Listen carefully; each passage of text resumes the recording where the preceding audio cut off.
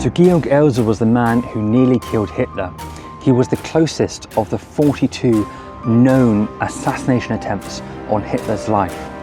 Hitler escaped the explosion caused by Georg's bomb by just 13 minutes.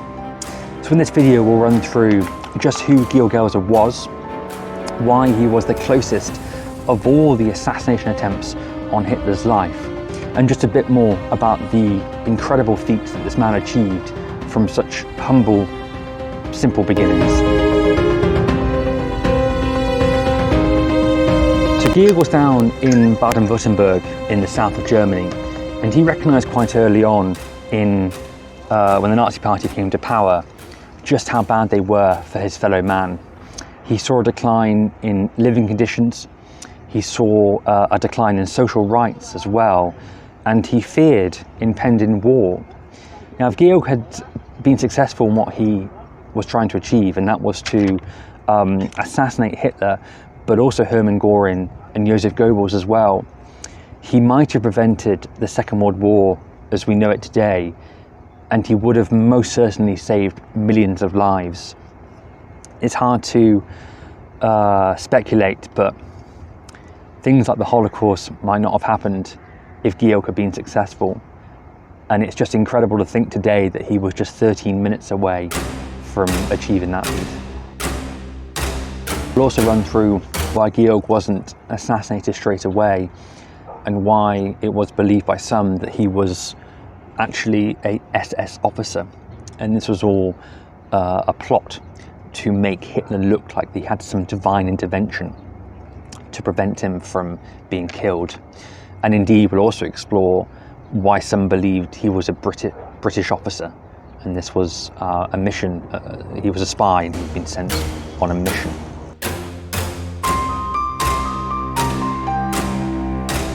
So Georg got jobs in various locations down in the south of Germany.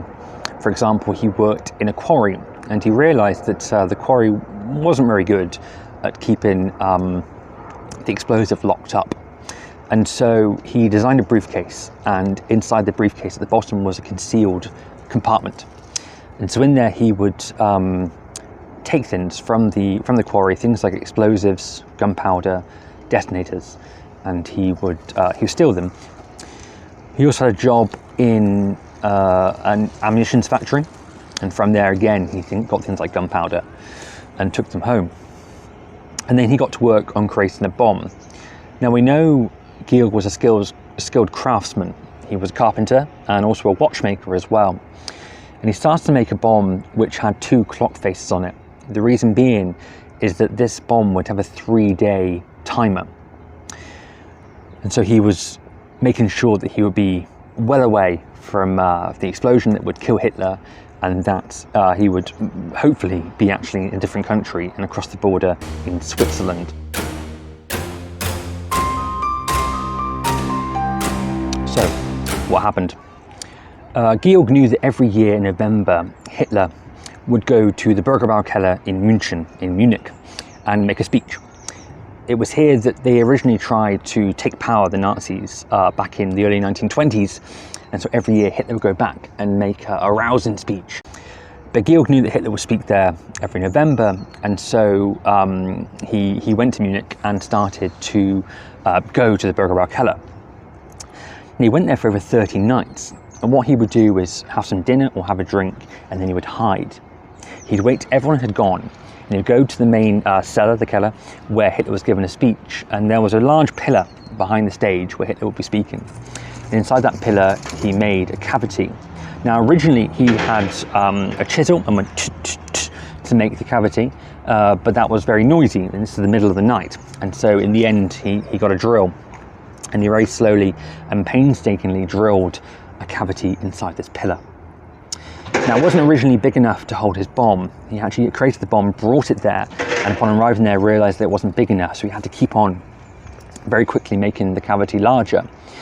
And he knew that with the 2 clock faces there was a ticking noise, and he didn't want anyone to find this bomb, and so he lined the inside of the cavity inside the pillar with cork. Really clever stuff. He put his bomb inside, 3-day timer, and then made its way towards Switzerland, towards the border.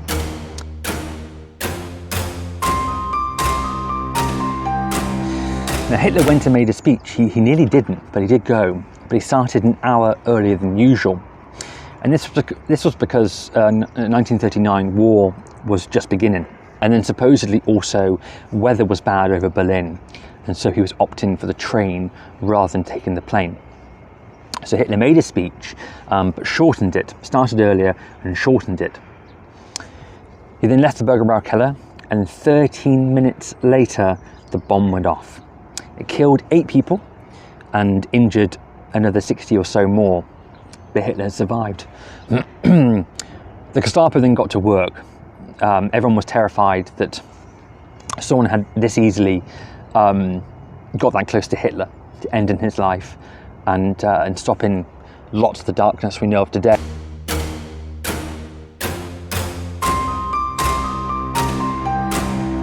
Now Georg was stopped at the border, and it wasn't because the Gestapo had worked out who he was. It's because in one pocket they found the tools for making a bomb, and in the other pocket they found plans for the bomb, but also a postcard of the Bürgerbräukeller. We're not sure why Georg kept that, perhaps momentum, perhaps he wanted to be caught. We'll never know. But he was arrested and brought here to Berlin and then tortured by the Gestapo.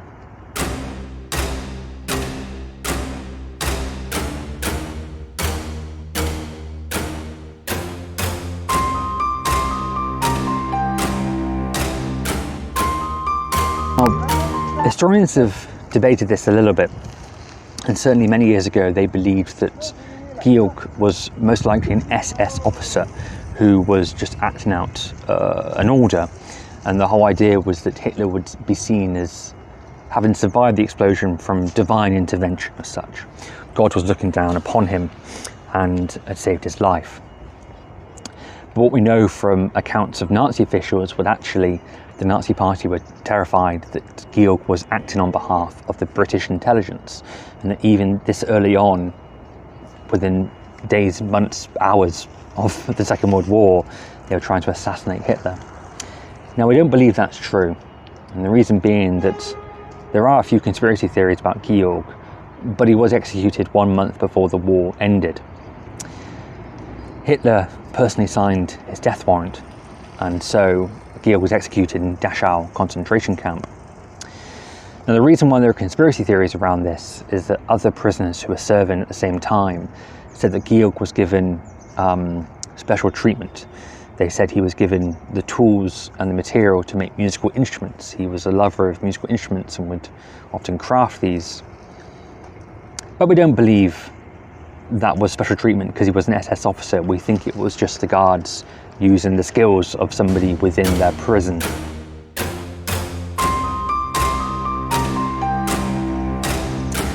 And then Georg was forgotten. He was forgotten until the 1990s, so quite recently, really.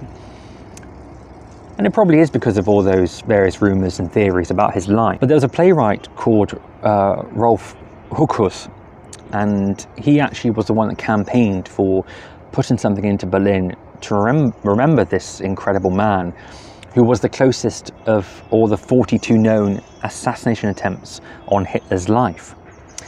And so a number of architects entered to create a sculpture to remember him. And in the end, the Berlin Council, we believe, did pay for the sculpture. We believe that the statue of Georg Elser was also because it was about Germany recognising and accepting its history. The location is very purposeful for Georg Elser's sculpture as well. The location of the Third Reich Chancellery, where Hitler's office was, showing this man of the working class people of Germany, but also of Europe, you could argue.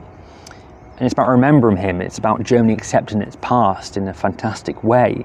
If you go to Munich now, the Bürgerbräukeller was demolished in the late 1970s in '79, but the pillar where Georg's bomb had been, there's a plaque in the floor where you can see that incredible sign, and then there's a bit of an unusual sculpture on the outside of the building there as well, which is, like many sculptures, controversial.